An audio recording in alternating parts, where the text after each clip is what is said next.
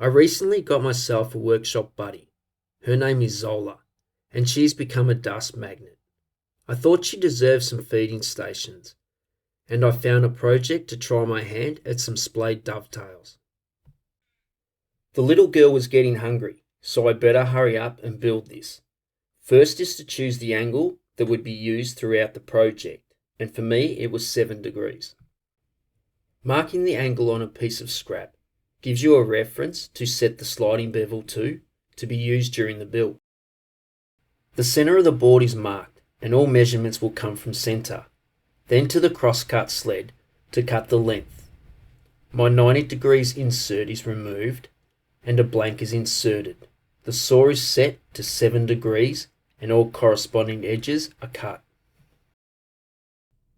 The same 7-degree angle is used for the splayed side supports. Before I practice my hand sawing, which needs a ton of work. By using the board itself, I can mark out where the baseline for the dovetails belong and create a knife wall. The tailboard is flipped on its side, the angle marked, then transferring a knife wall to the other side.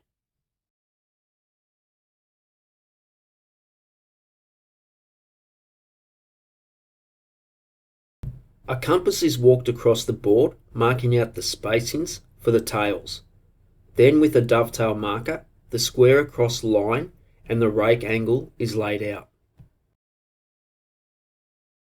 For now, all has been a basic dovetail procedure for the marking out and the sawing.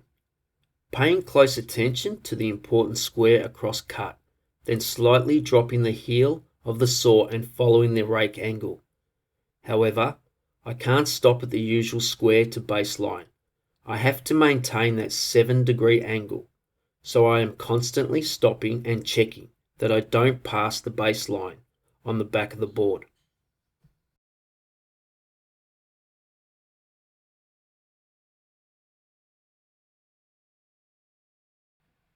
With a chisel, a deep knife wall is formed, which is a great way to locate the saw. To create the half-pin recess, I like using a gent saw for this, as it's light and helps me not to run into the side of the tail. I think it's a great idea to practice getting the dovetails straight off the saw cut.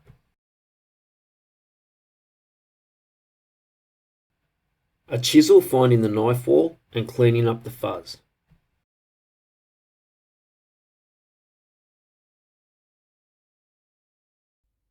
I use a jeweler's saw with an aggressive blade to remove the waste, remembering that the baseline is at that 7-degree angle.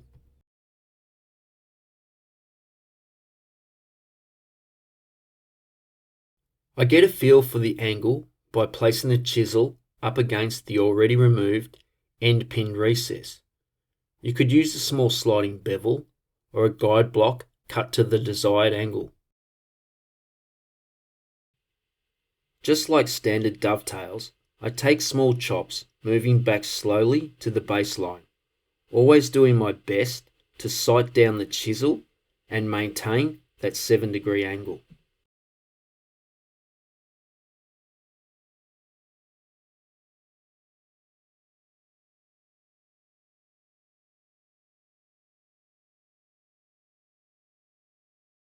Choking up on a chisel, I removed all the junk, being careful not to burst through. With a sliding bevel, I checked all was good.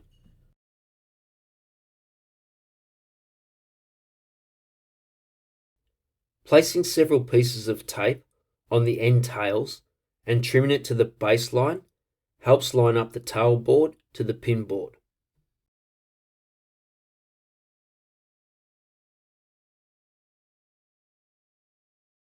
I make sure all is lined up to the working center line. Due to the angle, the tail board must be raised to eliminate the gap, so as to mark out the pin board. A super sharp pencil tied into the corners and a single swipe of the pencil works well. The vertical cut lines are marked out. I like to place my saw as close to the pencil line as possible, without removing any pencil line. Slowly nibbling away at the back edge until the top saw curve is established. Now I just have to concentrate on following the vertical cut line and get as close as I dare to the baseline, remembering I need to maintain that all-important 7-degree angle. Otherwise, I'll have gaps just like my front teeth, and Puppy would not be happy. Wiping the sawdust off the blade helps so that it doesn't fall off and obscure your cut line at the beginning of the all-important cross-cut line.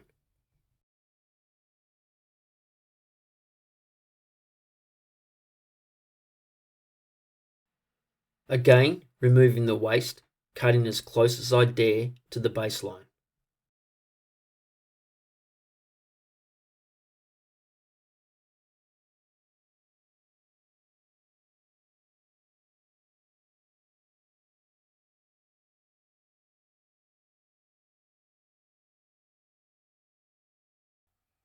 Just like the tailboard, I get a feel for the angle and take small chops, working my way back to the baseline. Then it's time for a cleanup, choked up on the chisel to prevent blowout, and checking the angle and that it is clean to ensure there is no hang-ups.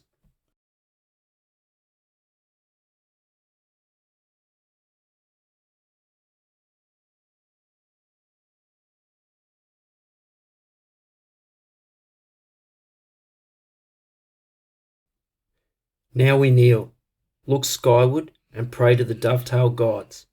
It's time to see if all that careful work comes together. A nervous but exciting time. It's a great feeling when the joint works out.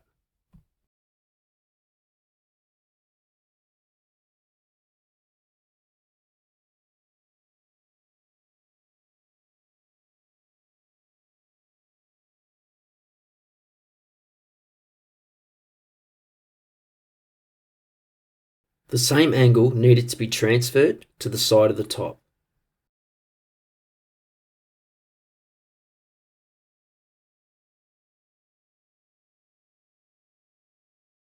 A strip was cut to beef up the top, with a matching angle planed on one edge.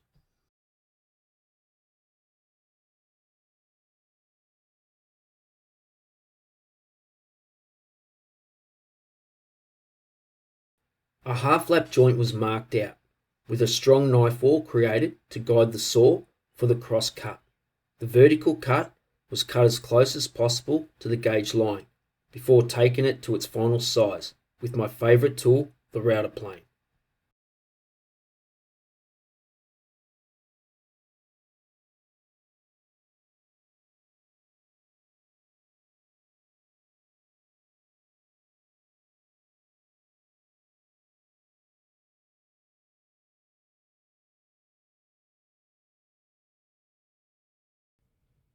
Cleaning up the shoulders with the chisel, then marking out the home position. Multiple cuts with a saw to ease with the waste removal, then chops with a chisel and some paring for cleanup.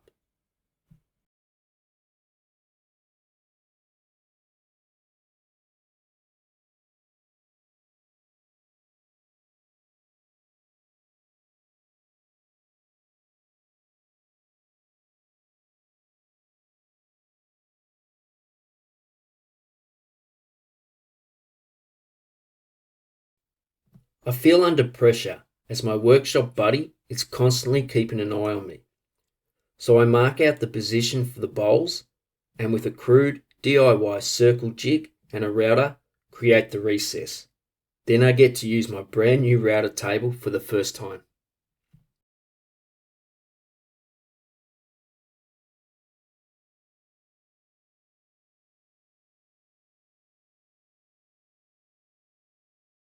An arc is marked and cut out before glue up. I really like using this palette knife to get the glue where needed, then moving across the tails with a rubber mallet, making sure all the joints are well seated.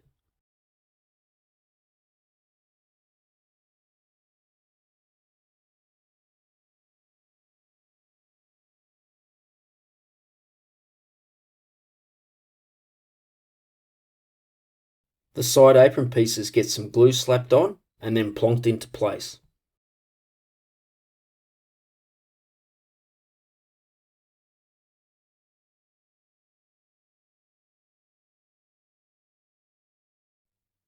After all the glue is dried and all the clamps are removed, it's time for a cleanup. This part of the project is super satisfying. By creating a bevel on the back edge allows me to take the plane all the way through and prevent blowout, or you can just come in from each end.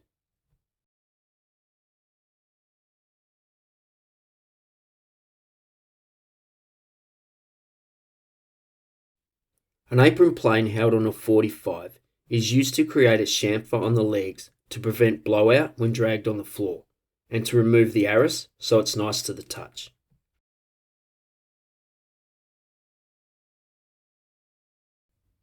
To add a little strength and a nice feature, contrasting dowels were added before a wipe-on poly was applied.